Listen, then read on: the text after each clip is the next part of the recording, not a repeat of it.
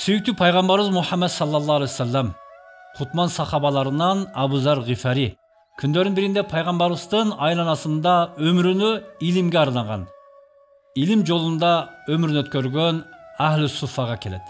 Мына ошол Ахлу Суффага пайгамбары жөнүндө, пайгамбарыбыздын улуулугу жөнүндө айтып аткан, маек куруп аткан учуру. Ошол учурда пайгамбарыбыз өзүнүн мубарак бөлмөсүнө эт көтөргөн абалда кирип кетет. Бул абалды көргөн жанагы сахабалар Абу Зар Гифариден кайрылышып сурайт. Я Абу Зар, сен пайгамбарыбызга кирип биздин абалды түшүндүрсөң. Биз көптөн бери эт жеген жокпуз, пайгамбарыбыз бизге этинен берсе. Абу Зар Гифари баягы жерден чыгып кеткенден кийин артынан баягы сахабалар Абу Зар эмне себептен пайгамбар жөнүндө бизге баян курат? Биз пайгамбарыбызды дагы көрөк тааныбыз го. Пайгамбарыбызды Абу Зарга караганда дагы жакшыраак билебиз го. Көрөк биз өмүрүбүздү өткөрөбүз го дегенде мааниде кеп кылышат. Анан Абу Зар Гифари пайгамбарыбызга кирет, пайгамбарыбызга кабарын айтат, айтканда пайгамбарыбыз алар азыр эт жеди дейт. Анан таң калып Абу Зар Гифари сахабаларга келет, силер эт жепсиңер го дейт. Жок, биз көптөн бери жеген жокпуз. Барып айтсаң, кабар берсең деп кайра жиберет. Ошентип пайгамбарыбыз кайра кайтарат. Мына ошентип бир канча ирет болгондон кийин жанагы сахабалар Ахлу Суффа өзүлөрү пайгамбарыбызга барып, "Я Расулулла, о Аллахтын элчиси, өзүң билесиң бизди. Биз көптөн бери эт жебегенибизди билесиң.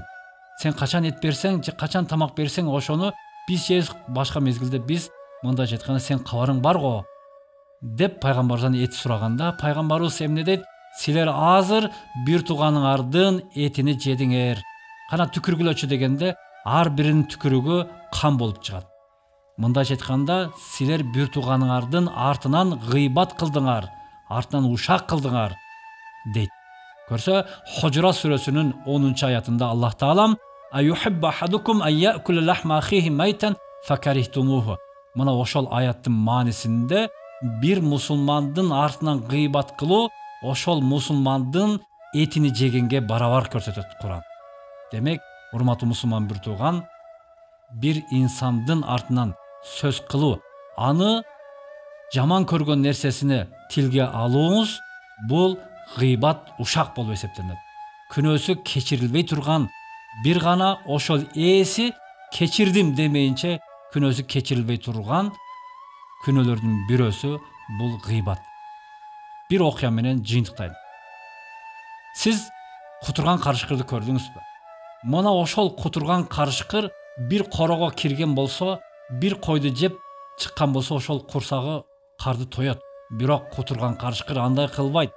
Бир койду оозунан, бир койду кардын жарат, мына ошентип ондогон койлорду жараксыз кылып чыгып кетет. Ал эми инсан инсандык сыпаттан ажыраган мезгилде, бир жамаатка кирген учурда, бир адамды гыйбат кылбастан, этин тиштебестен, бир канчасыны гыйбат кылып этин тиштейт экен.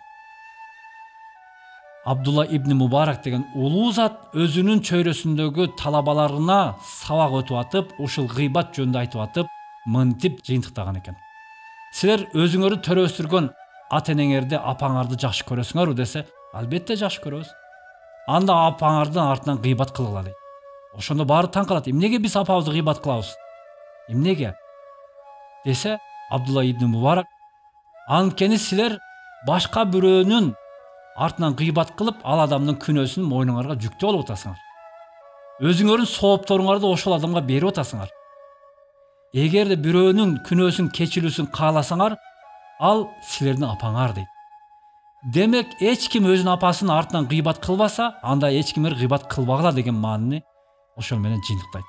Ошон үчүн, урматтуу мусулман бир тууган, кыяматта паланча ким эле, кандай эле деп сурабастан, келиңиздер ар кимибиз өзүнүн кылган амалыбызга көңүл буралы.